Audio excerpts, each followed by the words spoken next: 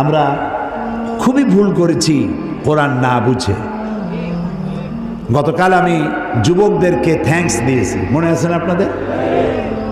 যুবকরা আমাদের প্রাণ শক্তি। যুবকরা যদি এগিয়ে আসে, কোরআন বোঝার কম্পিটিশনে যদি এগিয়ে আসে, কতই না ভালো হবে যদি তারা কোরআন পড়তে শেখে এবং কোরআন বোঝে। তাহলে তারা কোরআনের দিকে আকৃষ্ট হবে এবং কোরআনকেই জীবনের একমাত্র পাথর হিসেবে গ্রহণ করবে। সে কথাগুলি আমি সামনে গিয়ে বলবো।